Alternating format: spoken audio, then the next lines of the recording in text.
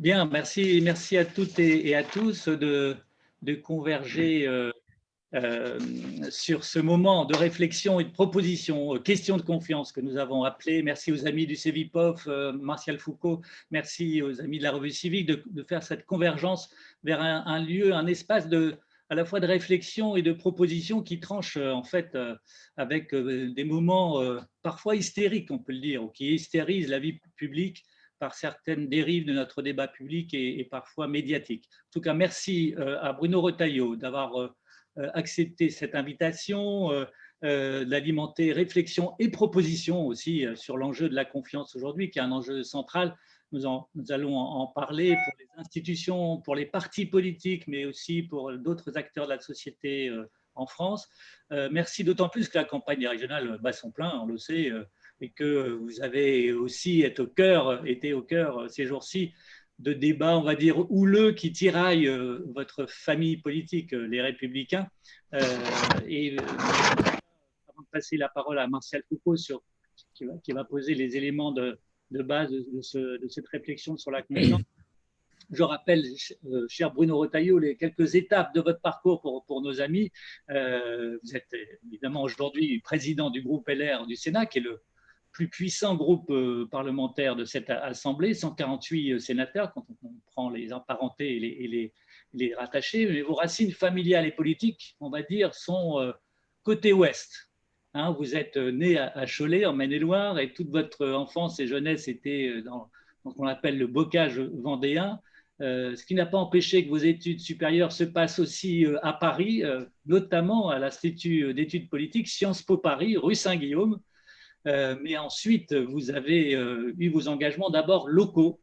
C'est dans votre département de la Vendée que vous avez voulu vous engager politiquement. Alors, je passe les étapes, mais vous avez été président du Conseil général de la Vendée de 2010 à 2015, à partir d'ailleurs d'une rupture avec Philippe de Villiers qui vous précédait à la tête de ce département. Et vous avez été ensuite président de la région Pays de Loire, une grande région de 2015 à 2017. Et l'année 2017, c'était une année importante pour tous les acteurs politiques. Et vous avez été au premier rang de l'engagement auprès de François Fillon, le candidat de votre famille politique de 2017, après la primaire. Et vous avez d'ailleurs succédé ensuite à François Fillon pour présider un club de réflexion politique qui se nomme Force républicaine. Voilà, j'en termine là pour les étapes que j'ai rappelées, mais cela concerne quand même notre sujet du jour, comment favoriser en fait et rehausser la confiance, notamment envers les partis politiques. Vous allez nous dire à la fois votre diagnostic sur ce sujet dans le sujet et vos propositions, surtout vous qui êtes engagé très activement sur non seulement à LR, mais pour le retour de ce qui a été considéré comme derrière nous, à savoir des primaires, pour départager des candidats à la présidentielle. Et vous me direz, alors on sent que si ces primaires avaient lieu, vous pourriez être de ceux qui concourraient à la présidentielle de l'année prochaine, mais quel est votre diagnostic sur ce sujet précisément? Vous nous direz en quoi et pourquoi ce mode de sélection vous paraît le plus opportun aujourd'hui. Certains ont un avis contraire pour rehausser la confiance des politiques et de votre formation politique en particulier. Voilà, je passe la parole à Martial Foucault avant d'échanger sur ces enjeux et avoir votre diagnostic. Merci Jean-Philippe. Bonjour Bruno Retailleau, cher président. Effectivement, nous sommes très heureux de vous inviter et surtout que vous ayez accepté cette invitation. Vous êtes le premier représentant de la famille politique LR à avoir accepté notre invitation. Alors, on a beaucoup de sujets. Jean-Philippe vient d'évoquer le premier sur la question de cet instrument, j'allais dire, presque de procédure démocratique que sont les primaires. Et la France a une petite expérience déjà sur les primaires, donc ça sera très intéressant de vous entendre. Moi, je dirais qu'il y a deux points sur lesquels je vous invite à réfléchir avec nous. Alors évidemment, le CEVIPOF mène depuis plus de 12 ans maintenant cette enquête du baromètre de la confiance politique, qui pourrait être d'ailleurs rebaptisé baromètre de la défiance politique, tant les résultats depuis 12 ans montrent, et je crois que vous-même vous l'avez écrit, vous l'avez également déclaré une véritable fatigue démocratique dans le pays. Nous avons je dirais, deux explications. La première est d'observer que oui, il y a eu une rupture dans la vie politique de notre pays, de la relation de confiance entre les représentants et les représentés. Et on considère qu'il y a deux ressorts qui expliquent ce lien de défiance, à la fois le lien de proximité qui s'est étiolé au fil du temps. Et cette question de proximité touche, je crois, un sujet qui vous est cher, la question de l'organisation du territoire et de la représentation.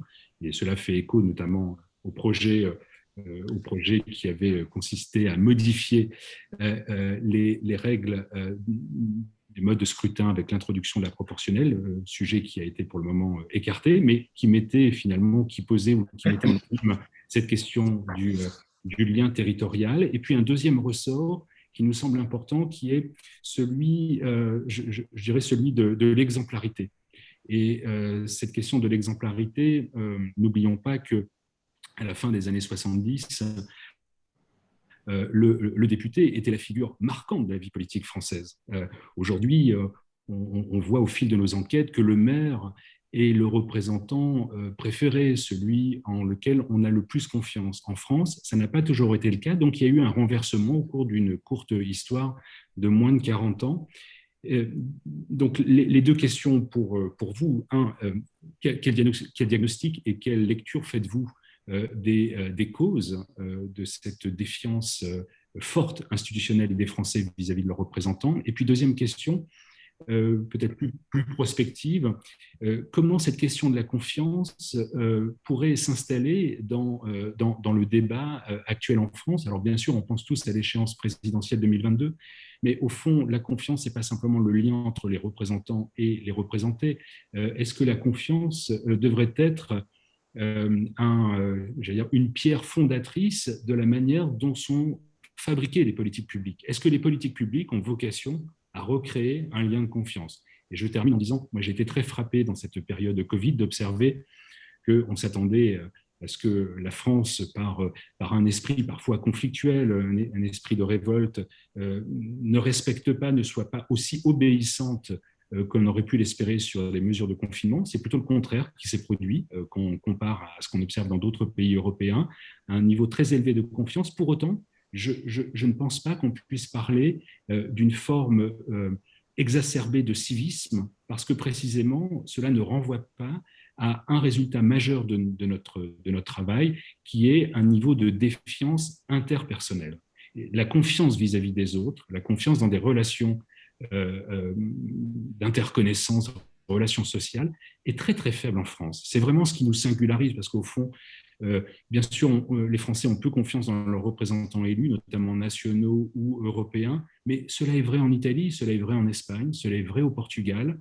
Ce qui est frappant, c'est le faible niveau de confiance interpersonnelle. On n'a pas confiance, très peu confiance dans ses voisins, ses collègues de travail, les gens qu'on rencontre pour la première fois, d'une opinion politique, d'une religion différente. Donc, comment construire? Est-ce que les politiques publiques ont vocation à restaurer ce lien de confiance? Voilà, merci. Merci de votre invitation. Merci à Martial Foucault, que je ne connaissais pas, mais j'ai plaisir à vous rencontrer.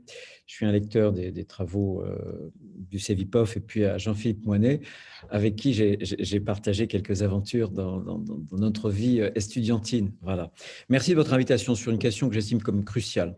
Et pour reprendre et rebondir sur les propos de Martial Foucault, je pense que les Français n'ont pas confiance en leurs représentants, les Français n'ont pas confiance dans les autres Français, mais les Français n'ont pas confiance en eux-mêmes et en la France. On voit bien que cette crise de la confiance, elle est absolument systémique et elle est capitale. Elle est capitale parce que je suis l'un de ceux qui pensent que le relèvement de la France, après avoir accumulé tant de crises, la crise de la fatigue démocratique est une crise civique, la crise économique et sociale, on va y revenir dans les mois prochains au fur et à mesure que la perfusion d'argent public se fera un peu moins abondante. La crise aussi en matière de l'insécurité, la crise de l'ordre, toutes ces crises se conjuguent et je suis de ceux qui pensent que les ressorts d'un développement, les ressorts d'un relèvement ne sont pas des ressorts matériels.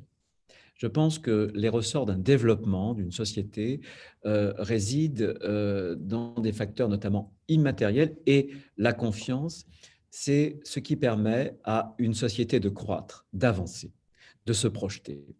Et donc, ce ne sont pas les milliards, les dizaines de milliards d'argent public qui sont déversés chaque mois en France qui feront quoi que ce soit. Bien sûr que l'État a joué son rôle. Pendant la crise, il fallait sauvegarder nos emplois, sauvegarder notre appareil de production. Mais si on veut se projeter demain, sans confiance, il n'y aura pas cette projection. Voilà, c'est fondamental. L'école américaine, Robert Putnam, a beaucoup étudié cette notion de capital confiance. J'ai essayé souvent de me référer à ces travaux-là. Il faut relire aussi ce qu'avait écrit sur le tiers facteur et sur la société de confiance Alain Perfit. Mais on voit bien, et moi qui viens d'un département qui n'avait rien pour être un des tout premiers départements en termes d'emploi à la Vendée, je sais que c'est sur les terres les plus pauvres que l'agriculture dynamique a pu justement se déployer. Donc, il n'y a pas une coïncidence entre la richesse des facteurs de production matérielle, vous voyez, et puis le développement d'une société. C'est parce que mon département est un des départements où justement il y a le plus de bénévolat, de croissance, où par exemple le don du sang est abondant. Voilà. Ce sont des signes d'une société qui se porte bien, avec une cohésion, et le levier de compétitivité. Ce n'est pas nécessairement le nombre de robots dans l'industrie, c'est d'abord et avant tout la cohésion sociale d'une communauté humaine. Pour autant, mais je voulais commencer par là parce que je veux redire que cette notion de croissance, elle n'est pas uniquement civique. Elle n'a pas uniquement des conséquences politiques. Elle a des conséquences absolument systémiques et générales. Et je crois que la France ne retrouvera pas en Europe un premier rôle, parce que désormais, Bruxelles nous classe, comme vous le savez, parmi les pays du Sud, quand on prend un certain nombre d'indicateurs, si on ne retrouve pas confiance en nous-mêmes. Et ce qui est ébranlé aujourd'hui, c'est à la fois cette notion de confiance. La confiance, c'est la légitimité qu'un peuple donne notamment à ses représentants, mais aussi c'est la question du sens. La question du sens, c'est la question de la légitimité de l'action elle-même. La confiance, on est passé d'une méfiance classique, traditionnelle envers ceux qui nous gouvernent, toute société à cette méfiance, et je trouve qu'elle est plutôt salutaire, en une défiance radicale qui s'est muée presque en une société non plus de défiance, mais en une société du ressentiment, ce qui est extrêmement préoccupant et ce qui est autre chose que la simple société de défiance. Quant à la crise de sens, et je pense que les deux vont ensemble, je conclurai là-dessus si vous le voulez bien tout à l'heure, je pense que le sens désormais ne tombe plus sous le sens. Ce qui nous paraissait comme des évidences, la République, la démocratie, la raison, la science, la laïcité, ne tombe plus sous le sens. Tout est ébranlé et on ne propose plus de projet. Quel est le projet que porte aujourd'hui la France? On a un grand vide, et c'est dans ce grand vide que s'engouffre la barbarie, y compris le terrorisme. Donc moi je pense, vous me demandiez à la fois le diagnostic et les remèdes. Je vais essayer de mêler les deux, je trouve que c'est plus fécond. En termes de diagnostic, 3 raisons pour cette société du ressentiment, donc de cette défiance que j'estime radicale. D'abord, le sentiment de l'indifférence qu'éprouvent les gens d'en bas par rapport à ceux d'en haut. Je n'aime pas parler des élites parce que je considère que toute société a besoin d'élites. On ne peut pas se priver d'élites. Mais je considère que les élites ont un devoir, c'est de prendre en charge les plus fragiles. Voilà, c'est de se mettre au service. C'est leur premier devoir de ceux d'en bas. Or, ceux d'en bas, les gens ordinaires, pour reprendre une expression pas seulement Guy Lui, mais d'avant Guy Lui d'Orwell, je pense que les gens ordinaires, désormais, considèrent qu'il y a une forme de séparatisme entre eux et ceux d'en haut qui sont insensibles à leur souffrance. Il y a cette distance qui s'est installée et qui paraît irréductible. Cette distance, c'est une distance civique, électorale. Quoi que l'on vote, en réalité, ceux qui nous gouvernent poursuivent un objectif.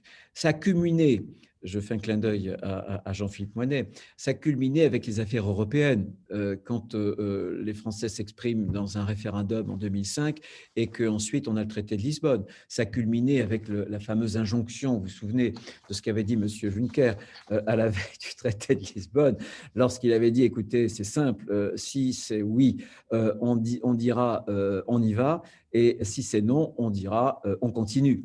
Voilà. Donc, pourquoi donc voter si de toute façon le résultat du vote laisse indifférents ceux qui nous gouvernent? Donc, c'est une première distance, la distance civique, la distance électorale. Il y a une autre distance qui me tient à cœur, c'est la distance spatiale. C'est ce faux discours, c'est cette fausse représentation de la France moderne contenue dans le concept de métropolisation. En 68, vous aviez 38 à 39% de Français qui habitaient les 15 plus grandes villes qu'on n'appelait pas encore métropole, si un peu métropole d'équilibre, comme disait Olivier Guichard. Mais désormais, vous en avez 40%. Donc, c'est très, très stable. Et sans reprendre le concept de France périphérique, cette mise à distance, alors là, du coup, spatiale, d'une partie de la France, c'est surtout une forme de mise à distance entre le citoyen et ceux qui prennent les décisions. La loi NOTRe a été, en tout cas, le gigantisme dont s'est inspiré le législateur français, pas nous, mais en tout cas depuis longtemps, mais la droite aussi, cette idée que plus les communautés de communes sont grandes, plus les régions seront grandes, et plus elles seront efficaces et moins dispendieuses, c'est une connerie. Parce qu'il existe une relation inversement proportionnelle entre la distance et la confiance. La loi humaine, ce n'est pas la loi du nombre, de l'arithmétique. Je sais que la France a une école brillante d'arithmétique. Mais la loi civique, la loi humaine, c'est que ce qui nous est proche inspire confiance. Ce qui nous est lointain inspire la méfiance, en tout cas, et même peut-être plus la défiance. Et on a fait tout l'inverse. On a voulu des grandes communautés de communes. On a voulu des grandes régions. Je pourrais vous en parler. Et on a dissous, justement, cette confiance parce que les gens, et c'est la raison pour laquelle vous signaliez désormais que la confiance s'investit dans des élus qui sont les maires parce qu'ils sont des élus de proximité. Et on a tué cette proximité-là. On l'a tué par cette trop forte distanciation. Alors qu'aujourd'hui, on voit bien que, alors même que l'école peine à être un creuset, qu'il n'y a plus le service militaire, que le lieu et le lien, c'est dans le lieu, dans cette proximité que, humainement, et non pas à travers les réseaux sociaux, qui est une fausse proximité, mais qui est une proximité virtuelle. Mais il faut un contact humain parce que l'homme est incarné. Voilà. On est fait de chair et de sang. Et on a besoin de ce contact-là. Donc, deuxième, dans ce sentiment d'indifférence, on a augmenté la distance là où il aurait fallu, au contraire, l'abolir. Là où, alors qu'on parle de démocratie participative, il aurait fallu, au contraire, dire que small is beautiful dans cette matière. Et j'ai été président de communauté de communes, j'ai été président de département, j'ai été président de région. Je pourrais vous parler longuement de ces affaires-là. Et puis, la troisième chose, c'est la mise à distance morale. Quand des ministres de la Culture, des présidents de France Télévisions parlent du service public de l'audiovisuel comme d'un moyen de rééducation des Français, mais de qui se moque-t-on? Qui doit être rééduqué? Et cette distance morale, c'est l'interdiction, ou plutôt ce sont les tabous et la mise à l'index sur les grands enjeux existentiels. Par exemple, l'immigration et longtemps l'islamisme. Parce que ce ne sont pas les gens qui habitent les beaux quartiers qui ont les moyens de financer des stratégies d'éviction résidentielle, je le dis, ou d'éviction scolaire en mettant leur chère tête blonde ou brune dans les bonnes institutions qui sont en contact quotidien avec des populations étrangères qui ne veulent pas s'intégrer. Donc, il y a eu ces questions, Marcel Gauchet l'a dit avant moi, la question qui a sans doute le plus transformé la société française, c'est la question de l'immigration massive et désormais incontrôlée. Voilà. Eh bien, on nous a interdit, y compris nous à droite, pendant des années, la droite a courbé les chines parce qu'on était condamné ad iterum, parce que Le Pen avait dit quelque chose sur l'immigration, et il l'avait dit évidemment avec comment dirais-je, cette approche de l'extrême droite, et qu'on était quasiment interdit de traiter cette question-là. Et ceux qui en ont été les plus frustrés, vous avez un certain nombre d'ailleurs, dans le, pas le Cevipof, mais la Fondapol, vous avez les dernières statistiques, y compris à gauche, sur l'immigration, qui maintenant, désormais, partagent le camp de la gauche pratiquement en deux. Voilà, donc cette mise à distance est, comment dirais-je, à consolider ce sentiment d'indifférence. Ça, c'est le diagnostic. Rapidement, parmi les remèdes, il faut redonner la parole aux citoyens. On est rendu dans une république déséquilibrée. Je considère, moi, que pas seulement le quinquennat, mais que surtout la concordance du temps présidentiel et du temps des députés, c'est destructeur.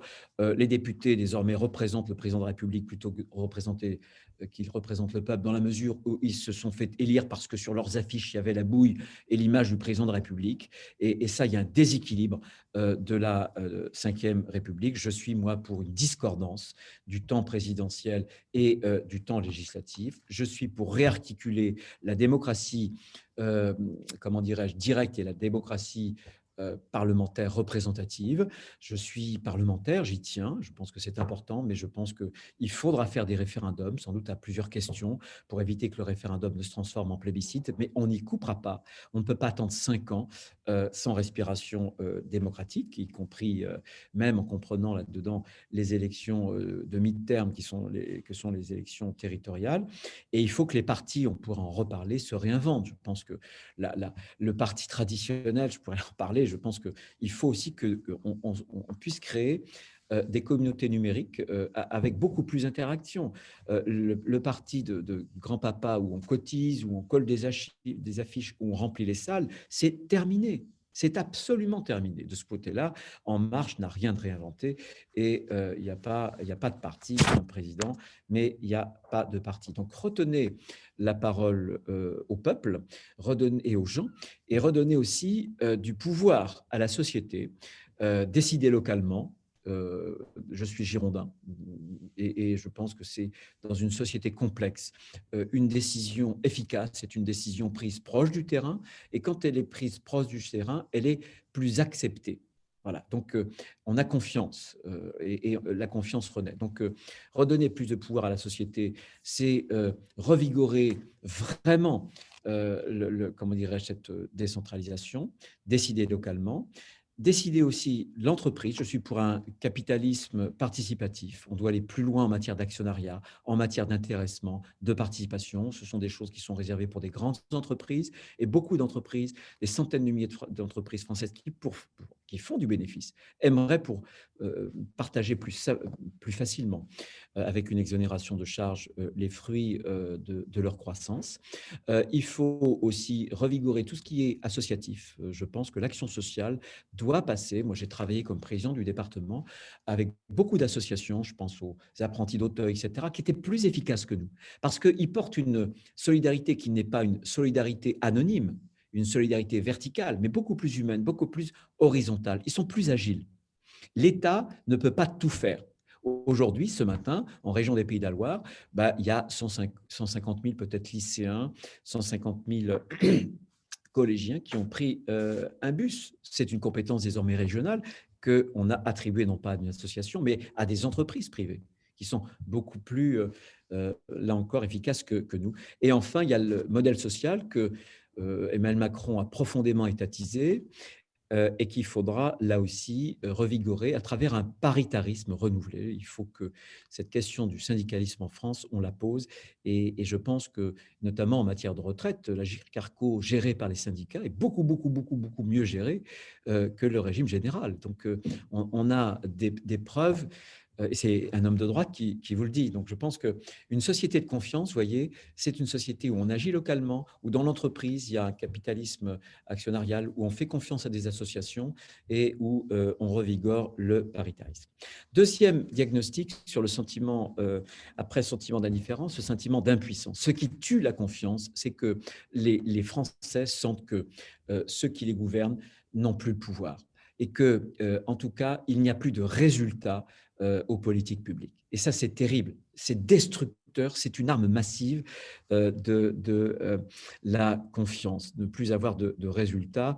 Et on l'a bien vu pendant le Covid, avec l'affaire des masques, avec cette difficulté à faire travailler le privé et le public. Encore maintenant, aujourd'hui, je le dénonce, je suis un des seuls à dénoncer que le séquençage soit réservé au CHU. Dans ma propre région, j'ai une capacité de séquençage, vous êtes assis, de 72 séquençage entre les deux CHU de Angers et de Nantes, alors qu'on fait des milliers et des milliers de tests. Ça veut dire qu'on ne sait rien, on évalue, on a 5 fois moins de séquençage qu'au Danemark, etc. Enfin, bon, peu importe. Mais c'est parce que on était englué dans une bureaucratie et dans une idéologie, parce que là, c'est l'idéologie.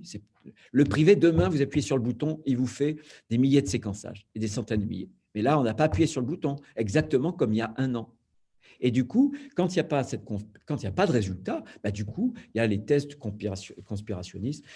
On l'a vu pendant la crise du Covid. Donc, c'est ce que moi j'appelle, ce manque de résultats, l'impossibilisme. Et moi, je le vois bien, y compris avec nos administrateurs qui sont brillants au Sénat. On veut faire quelque chose, c'est impossible. Plus rien n'est impossible. C'est l'impossibilisme désormais. Impossibilité, par exemple, d'expulser un étranger dangereux. Jurisprudence de la CEDH de 2009, voilà, impossible. Voilà, ce qui fait qu'aujourd'hui, on a des lois, mais on a une proportion de gens qui ont reçu des obligations de quitter le territoire français et qui ne sont pas expulsés. Ça rend fou les Français, ça les rend dingues. Impossibilité de plus en plus de mener des grands projets d'aménagement, alors que la Chine déploie ces routes de la soie, alors que Biden va dépenser 2000 milliards en infrastructures, en France, croyez-moi maintenant, pour sortir un projet routier ou un projet un petit peu majeur, c'est devenu quasiment impossible. C'est absolument terrible. Des minorités vous bloquent. Bon. Et je pourrais vous parler de Notre-Dame-des-Landes, si vous le voulez, que j'ai vécu. Et puis, un impossibilisme créé par la bureaucratie. La bureaucratie, c'est quand la procédure prend le pas sur le résultat. Voilà. Ce qui est important, c'est de suivre la procédure. On n'y arrive pas, mais c'est de suivre la procédure parce qu'on est protégé. Parce qu'évidemment, une société de défiance est une procédé où la judiciarisation des rapports sociaux atteint son acmé, où un pauvre ministre de la Santé, que j'ai pour l'habitude de soutenir, se fait perquisitionner à 6 heures du matin. Mais tout ça, c'est, je trouve, le mêle-même. Donc, du coup, on a des dirigeants qui dirigent pas grand-chose et qui surcommuniquent, qui trouvent dans une surcommunication. Alors là, on a un exemple extraordinaire, au-delà même de McFly et de Carlito. Hein. Mais on a une scénarisation, une mise en scène permanente qui n'a pour objectif que de cacher cette impuissance, ce manque de résultats. Et là aussi, et là, le remède, très franchement, c'est que je pense qu'on est rendu trop loin. On a cette tension, vous savez, entre un état de droit, et moi je suis attaché à l'état de droit, mais où est le curseur entre la liberté individuelle et la sécurité collective ? Comme je vais avoir à traiter dans mon groupe la question qui vient d'être traitée à l'Assemblée nationale après 2 censures du Conseil constitutionnel sur ces terroristes dangereux qui sont libérés parce qu'ils ont été emprisonnés avant la loi de 2016. Voilà, la question du curseur entre la liberté individuelle et la sécurité collective. Or, je pense que dans les démocraties occidentales, c'est pour ça qu'on voit pointer le nez les mouvements qui sont les mouvements de l'illibéralisme, il y a cette tension entre une exaltation de la liberté individuelle, on pousse toujours, et nos cours suprêmes, nos 5 cours suprêmes, les 2 internationales plus nos 3 grandes cours suprêmes nationales, poussent cette logique, cette rhétorique de la liberté individuelle très très loin. Et ça finit par déconstruire un cadre collectif qui permet une action collective. L'État régalien se sent désapprouvé systématiquement. Et je pourrais vous donner, mais je ne sais combien de jurisprudence du Conseil constitutionnel, de la CJE, de la CEDH, de la Cour de casse, etc., etc. Là, il faut se poser cette question entre, il faut la souveraineté populaire, la démocratie ne peut pas aller contre l'état de droit, mais l'état de droit ne peut pas non plus méconnaître un moment ou un autre la souveraineté populaire. C'est une question d'équilibre que je pose devant vous. Je pourrais développer, je n'en ai pas le temps. Et puis, toujours sur le diagnostic, la 3e raison, c'est la question du sens, c'est l'insignifiance. Certes, les grandes espérances, les grandes idéologies ont trépassé et ces grandes espérances ont inspiré de grands crimes, donc je pense qu'on ne doit pas pleurer là-dessus. Mais qu'est-ce qui les a remplacés? Le relativisme, tout se vaut, c'est-à-dire rien ne vaut, c'est-à-dire le nihilisme, c'est-à-dire un grand vide, propice. Alors, évidemment que les réseaux sociaux s'épanouissent là-dedans. Chacun est dans sa caverne individuelle. Les algorithmes renvoient les informations par ordre de préférence. Donc, chacun est conforté dans ses, comment dirais-je, dans ses arguments primitifs, en tout cas premiers. Et aujourd'hui, la question du sens, c'est quel sens donne-t-on à la France, à la République? Où est-ce qu'on veut emmener les Français? Quelle République veut-on? Quel modèle républicain veut-on? Est-ce qu'on veut le wokisme à l'américaine qui est en train de nous revenir? Enfin, jamais, moi, j'aurais pensé que l'UNEF, un jour, voudrait organiser des réunions interdites à des Blancs. Jamais j'aurais pensé qu'une journaliste, mon cher Jean-Philippe, Mme Boulevard, aurait pu déclarer que très bien, on peut quand même faire venir ces Blancs à ces réunions, mais à condition qu'ils se taisent. Non, mais le premier antiracisme en France, celle de grand-papa que nous avons connu, a été un antiracisme à vocation universaliste. Cette idée que nous, qui sommes français, dans notre modèle français, nous revendiquons l'indifférence aux différences. C'est ce qui nous caractérise. Maintenant, le nouvel antiracisme n'est plus universaliste. Il racialise les rapports sociaux. Il attaque notre modèle républicain. Et je l'ai vu encore quand on a traité du texte sur comment dirais-je, sur le séparatisme, sur le renforcement des principes républicains. Il y a deux modèles qui sont mis en concurrence. Et évidemment, la laïcité n'est pas connue et n'est pas reconnue ailleurs. Elle n'est pas comprise d'ailleurs, elle n'est même pas traductible en langage anglo-saxon. Donc c'est la question du sens. Et je pense qu'aujourd'hui, on est dans l'insignifiance. Pour moi, c'est voilà, la pirouette de Carlito et de McFly à l'Élysée. Le en même temps est une forme de convergence idéologique. Et donc, on envoie comme signal que finalement, entre un libéralisme social, un socialisme libéral, tout se vaut. Tout se vaut. Et du coup, si les Français ont le sentiment qu'il ne peut pas y avoir d'alternance ou que tout ça est faux, qu'on peut s'adresser à des segments de population, ce que fait très bien le président de la République. Hein, il épouse à chaque fois, il prend les termes, quand il fait un discours, du public qu'il a en face de lui. Si il s'adresse à Brut, il parle de violence policière. Quand il reçoit les syndicats de police, il dit bien sûr que non, il n'y a pas de racisme endémique, etc. Bon, voilà. Quand il va s'exprimer devant tel public, il parle de la dangerosité de la guerre mémorielle, et pour autant, il en rajoute lorsqu'il demande à un type qui est un décolonialiste comme Pascal Blanchard de lui faire le listing des personnes de couleur qui pourraient peupler de leur statut ou de leur nom l'espace public. Pourquoi pas? Mais tout ça est contradictoire. Tout ça est contradictoire, tout ça manque de sens, tout ça manque de projet, tout ça manque d'ambition. Et je pense que la politique, désormais, doit renouer avec un idéal. Je pense qu'il y a un idéal français qui ne doit pas nous trahir. Je pense que la politique ne peut pas se ramener à la petite cuisine du marketing électoral. Je pense que la politique doit porter, parce qu'on en est là, un projet de civilisation. Parce que les peuples sont désormais non pas taraudés par des questions matérielles, mais ils sont d'abord taraudés, je reviens à mon introduction, par des questions existentielles. Et la politique doit y répondre en portant un projet ambitieux qui doit répondre à des enjeux économiques et sociaux, mais aussi à ce que quelqu'un va appeler comme l'insécurité culturelle, cette question d'identité. Voulons-nous, oui ou non, persévérer dans notre être collectif? Voilà. C'est une question qui nous est posée et c'est, je crois, la question qui tenaille aussi nos compatriotes. Merci de votre attention. Merci pour ces premiers éléments à la fois de diagnostic, on les voit bien, très précis, et des propositions qui peuvent susciter des débats et évidemment, comme dans notre pays, des oppositions et des controverses. Martial, peut-être un mot, si tu le souhaites, avant de peut-être retranscrire quelques questions venant des participants au webinaire. Merci. Merci beaucoup pour à la fois ces propos, effectivement, qui sont très, très riches. Alors, il y a quelques réactions, mais peut-être dans un premier temps, je voudrais… tout d'abord, j'ai été très frappé par le grand nombre de références que vous avez mobilisés. C'est pas je vous le dis en toute sincérité, c'est vraiment pas le lot commun de toutes les personnalités que nous avons reçues.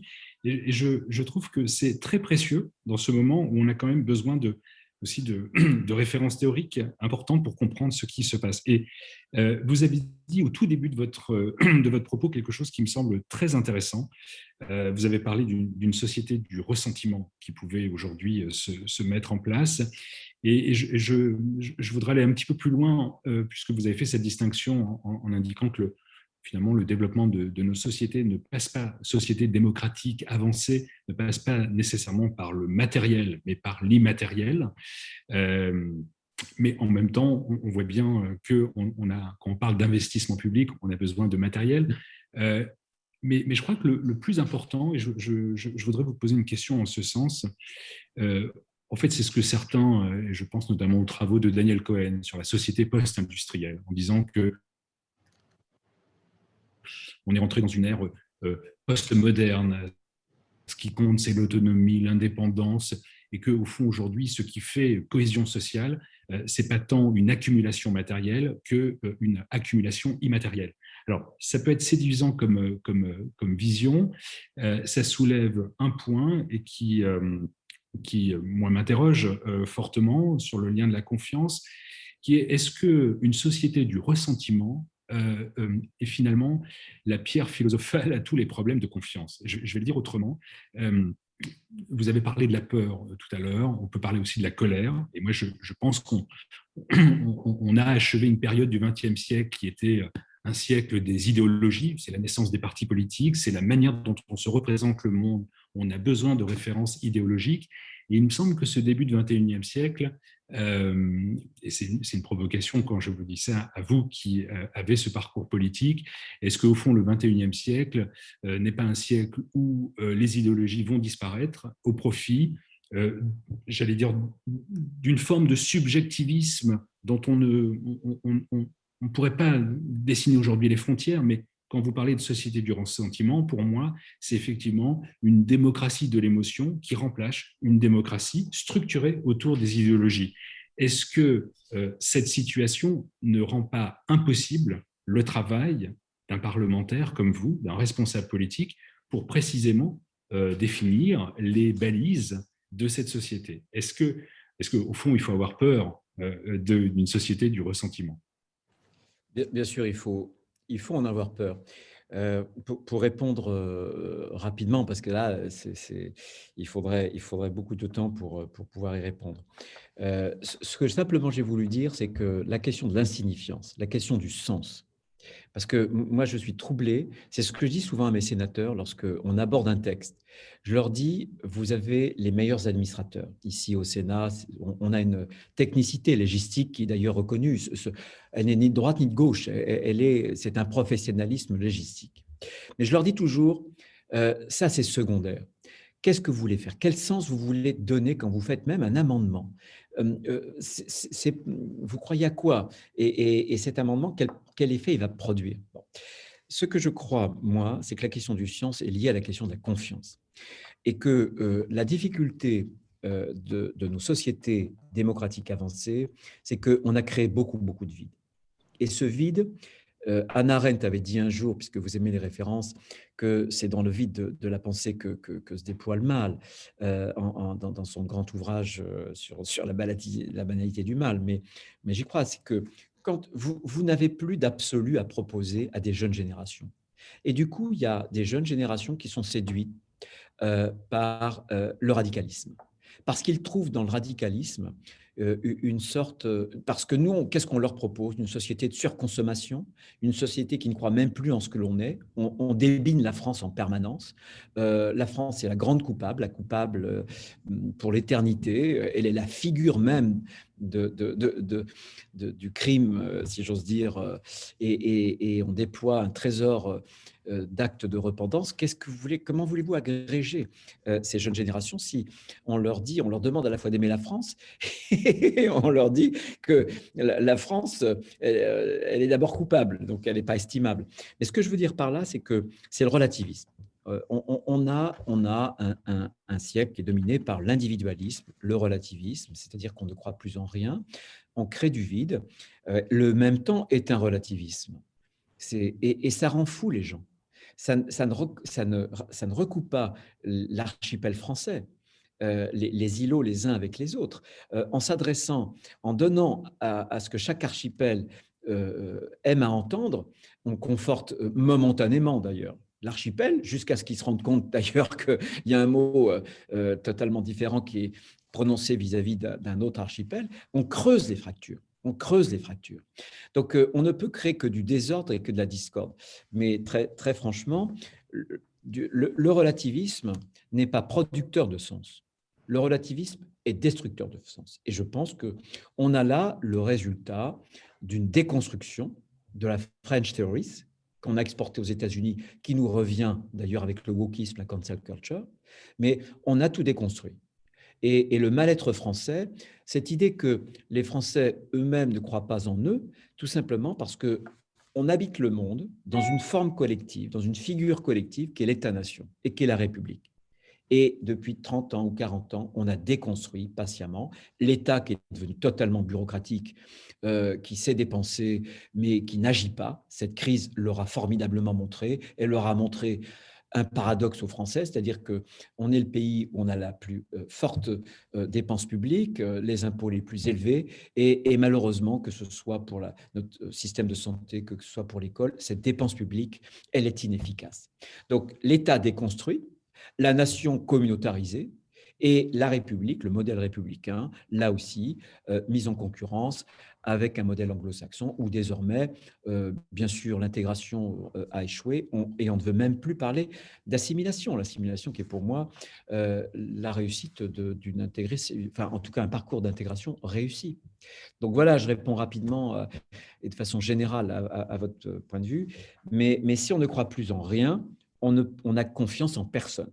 Voilà, c'est ce que je veux dire pour résumer dans un aphorisme la réponse. Merci. Merci. Il y a quelques questions qu'on pourra répercuter. Il y a un sujet qu'on souhaiterait peut-être approfondir, c'est celui de comment, par rapport à ce constat des défiances qui touche aussi les partis politiques, vous avez évoqué plusieurs esquisses de propositions, comment restaurer la confiance précisément pour les formations politiques. Vous avez parlé de l'emploi du numérique d'une manière interactive, mais au-delà de ça, qui est un outil qui est sans doute à développer, quelle est la manière de rehausser cette confiance? On voit dans le baromètre de la confiance du CEVIPOF que les partis politiques sont tout en bas de l'échelle de la confiance. Et c'est quand même quelque chose, les partis politiques, qui est reconnu, selon le souhait du général de Gaulle, par la Constitution elle-même. Donc il y a ce grand sujet qui touche toutes les familles politiques d'ailleurs. Quelle serait votre proposition phare au-delà du numérique? Et question sous la question, est-ce que les primaires participent à un retour de confiance ou pas? Le numérique ou la primaire sont des moyens. Les partis politiques, en fait, les partis politiques étaient jadis le reflet, c'est-à-dire les porteurs de ces grandes espérances qu'avaient formulées les grandes idéologies. L'idéologie socialiste, l'idéologie, si j'ose dire, démocrate chrétienne, libérale. Bref, il y avait un certain nombre d'idéologies qui étaient, si j'ose dire, qui trouvaient leur réceptacle, leur formulation, leur traduction dans les partis politiques. Qu'est-ce qu'ils proposent les partis politiques? Moi, je veux dire que le premier point, c'est d'essayer de porter une espérance, de porter un projet. Et un projet qui ne soit pas simplement une nuance de l'autre. Quel est le problème entre la droite et Macron? Et je pense que Macron, il est le point d'intersection de deux trajectoires, l'une de droite et l'une de gauche, qui se sont croisées. Et ce croisement, cette intersection-là, s'appelle Emmanuel Macron. La trajectoire de la gauche, c'est la double conversion de la gauche à la fois à l'économie financière, au monde tel qu'il va, voilà, et à l'individualisme. Alors que la gauche raisonnait, et ça, c'est l'individualisme. Alors, c'est soit les minorités, façon terranovienne, mais les minorités, c'est une projection sociale de l'individualisme. Donc, la double conversion de la gauche, la trajectoire de la gauche, c'est à la fois cette conversion économique et cette conversion politique à l'individualisme. Et puis la droite qui s'était réfugiée dans le pragmatisme, qui n'est pas une vision, dans une forme d'économisme, dans un libéral socialiste. Et du coup, ces deux trajectoires, elles se sont rejointes. Donc moi, je pense que la première condition, c'est que les partis définissent ce en quoi ils croient et disent aux Français, ne portent pas seulement, encore une fois, un projet pour relever, c'est très bien, c'est important, la productivité, évidemment, il y a, mais des questions extrêmement importantes. La question de la démographie, comme si M. Bayrou en a un petit peu parlé, mais c'est quelque chose de fondamental. Ça fait 6 ans qu'on détricote notre politique familiale, et d'abord avec M. Hollande, et puis ensuite avec M. Macron, qui a donné un coup d'accélérateur. Mais ça, c'est quelque chose de fondamental. Mais pourquoi faire tout ça ? Et en plus, nous, quand on est français, il y a ce soin du monde. Moi, je vois, quand je voyage aujourd'hui dans le monde, c'est catastrophique. À la fois, quand on dit, j'étais en Arménie il y a peu, et quand on dit qu'on est français, il y a une lumière qui s'allume dans le regard de celui qui est devant vous. Mais en même temps, il y a une forme de déception. Donc, je pense qu'il faut que les partis politiques puissent avoir un projet solide, fassent une refondation idéologique et qui se distinguent nettement les uns des autres. Nous ne sommes pas le parti de M. Macron. Nous ne sommes encore moins le parti de Mme Le Pen. Voilà. Et faute d'avoir fait ce travail de fond, eh bien, on n'est pas crédible. Et moi, je le vois bien aujourd'hui. C'est pour ça que certains de mes amis sont déjà allés avec M. Macron, d'autres demain iront avec M. Macron. Il y a une forme de confusion. Voilà. Donc là, le premier point, c'est d'abord une doctrine. Et moi, je plaide pour que la droite, puisque la droite a toujours été plurielle, et sans revenir aux analyses, évidemment, qui pourraient séduire le Cevipof de René Raymond, la droite a toujours été plurielle. Et la droite n'a pas à choisir entre le vocabulaire de l'efficacité économique, de l'efficacité sociale, et le vocabulaire, si j'ose dire, régalien, ou même identitaire. Le général de Gaulle, il a été les deux. Avec Jacques Rueff, il fait le plan de libéralisation de l'économie française, qui a été le plus audacieux qu'on ait eu sous la Ve République. Mais en même temps, le régalien, il savait faire. La remise en ordre du pays, il a su faire après 68, et y compris en matière d'identité. La France qui vient du fond des âges, etc. Je ne vais pas vous décanter un certain nombre de ces citations. Donc la droite doit réoccuper la totalité de son territoire idéologique. C'est la première condition. Après, moi, je propose des primaires parce que je pense que quand aucun des prétendants n'écrase le match, Xavier est sorti dans le point il y a plus de 2 mois. Il a perdu grosso modo 1 ou 2 points où il est resté stable, donc il n'est pas à 20%. Voilà. Donc on a besoin d'un vote, on a besoin de trancher sur une personnalité, sur une incarnation, mais sur une ligne politique. Et on a besoin d'avoir une équipe de France autour d'un candidat. Mais si demain, évidemment, nous, on a remis à plus tard les primaires, et je ne sais encore pas au moment où je vous parle s'il y en aura. Donc, la droite a totalement disparu. On s'est invisibilisé et on s'est soumis, en réalité, aux autres. C'est-à-dire qu'on a une identité miroir. On nous compare à M. Macron ou à Mme Le Pen, parce que comme on n'a pas cette identité forte, on est condamné à se définir, non pas par rapport à ce que nous sommes, mais par rapport à ce que les autres sont. Voilà. Merci. Est-ce que Martial veut reprendre certaines questions? Il y en a plusieurs qui sont sur différents domaines, à la fois des constats, mais vous l'avez évoqué, sur l'articulation libéralisme-interventionnisme dans notre pays. Est-ce que vous plaidez en termes d'autonomie des territoires ne plaide pas aussi pour finalement une forme de libéralisme, d'autonomie, non seulement des territoires, mais aussi de la société civile qui doit se développer? C'est à la fois un constat et une question. Il y a la question que j'évoque quelques-unes de l'éducation, avec, je salue d'ailleurs la représentante, la présidente Lucie Rambert de Initia Droit, une amie de la revue civique, qui évoque cette génération parfois un peu perdue. On a parlé des territoires perdus de la République, mais et du contact toujours nécessaire dans les écoles pour ramener une rationalité autour du droit, donc et du respect, et de ces questions qui sont à la fois fondamentales, mais qui ont parfois été oubliées dans les fondamentaux de l'éducation.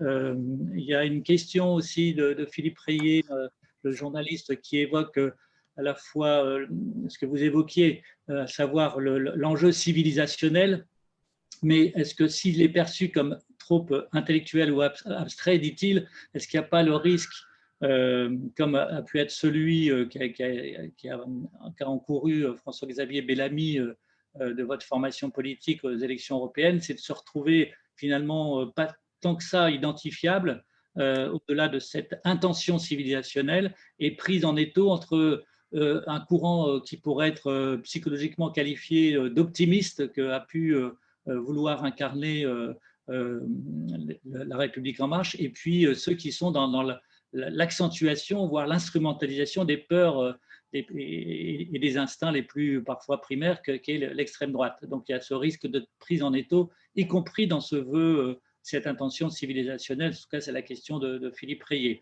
Voilà quelques points qui nous viennent. Il y en aura d'autres aussi sur les enjeux institutionnels. Une question, vous avez promu le référendum. Y a-t-il pas un paradoxe entre ce vœu du référendum et puis la position du Sénat et de votre groupe parlementaire qui a pas voulu finalement entériner l'idée d'un référendum sur le climat, puisqu'il a changé, dit ce participant, l'intitulé de la question, qui posait une contradiction avec la basse assemblée.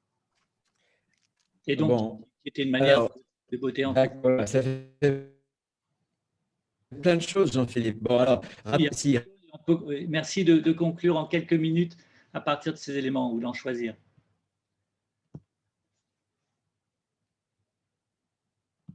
La communication est interrompue. Est-ce que vous m'entendez? Oui, très bien. Bon. Oui. Rapidement, sur le climat, nous n'avons pas dit non à un référendum. Je dois vous dire que j'aurais plutôt dit chiche. Bon, référendum.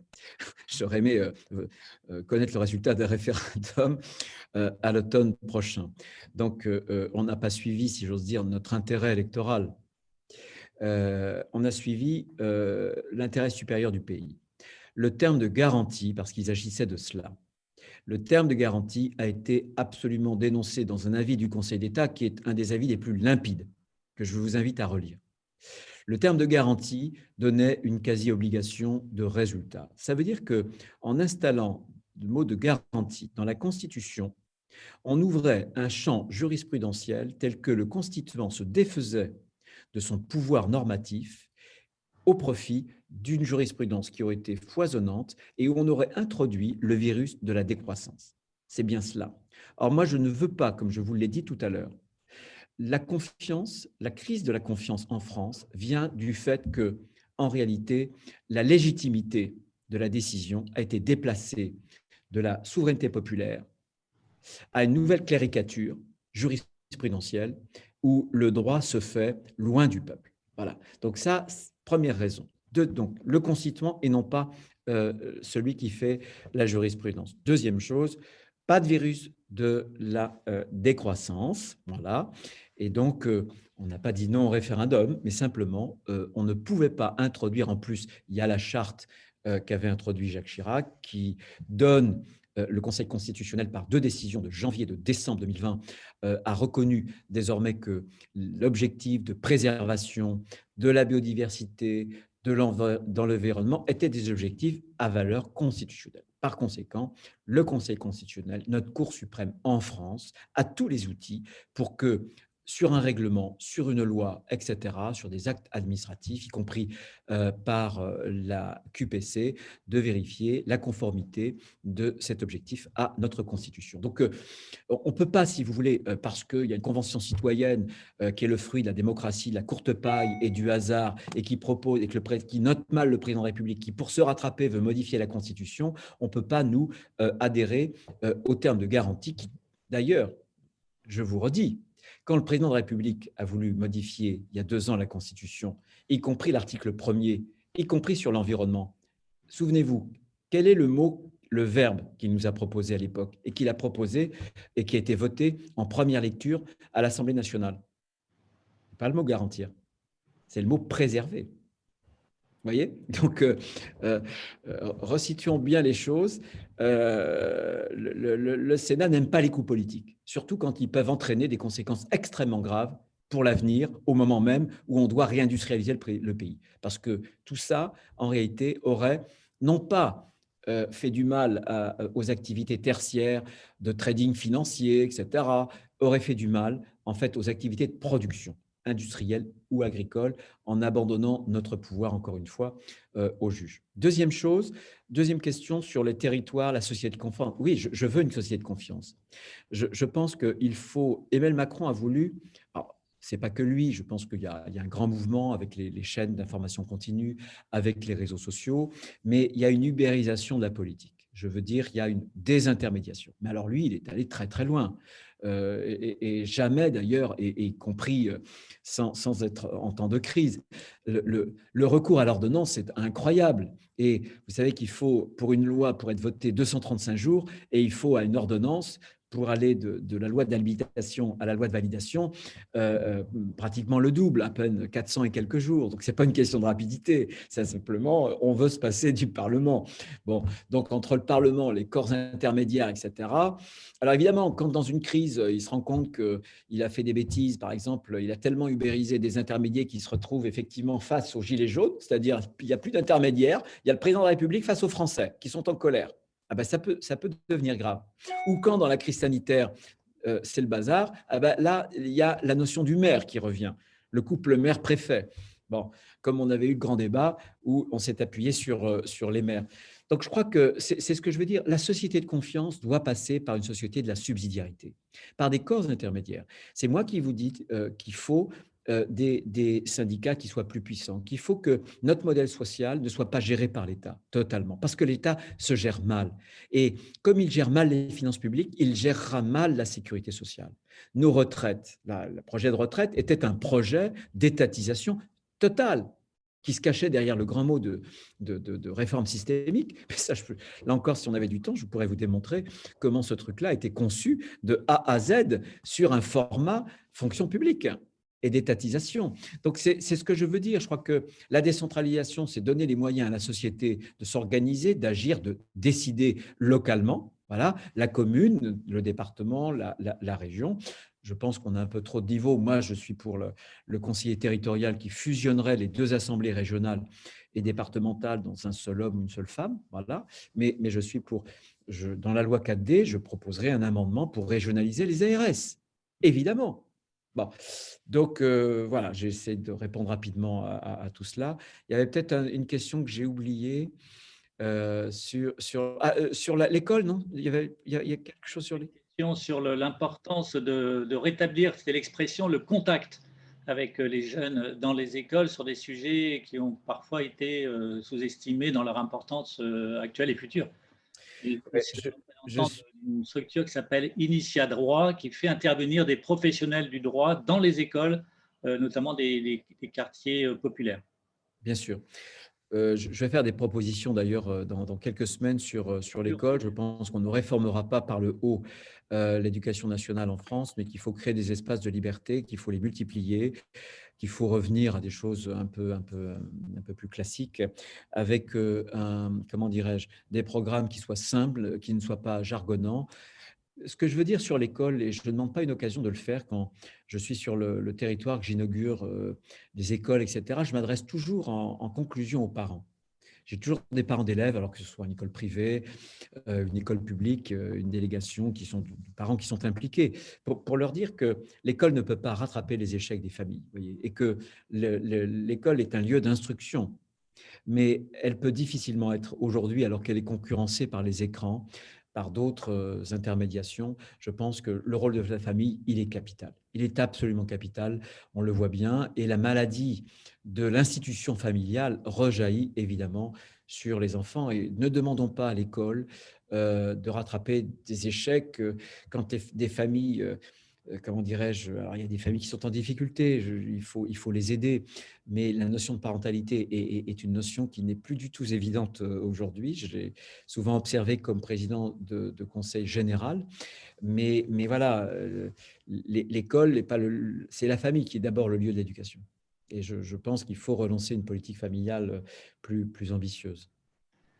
Bon, merci beaucoup. En tout cas, tous ces sujets pourraient être approfondis. Martial, peut-être un petit mot de la fin pour à la fois remercier Bruno Retailleau, que je fais au nom de la Revue Civique aussi, d'avoir pris du temps pour ces réflexions et ces débats qui vont continuer. Merci Martial d'avoir co-organisé cette séquence de questions de confiance. Non, simplement en conclusion, un mot de remerciement. Merci beaucoup, Bruno Retailleau, pour cet échange, la qualité de l'échange. Vous êtes prêté au jeu avec des réponses très complètes. Merci à vous et on remercie l'ensemble des participants.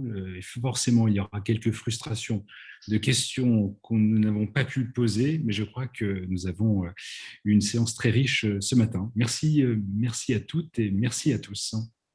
Merci. Merci. Comment je fais là pour les 3 minutes de questions? On va se reconnecter.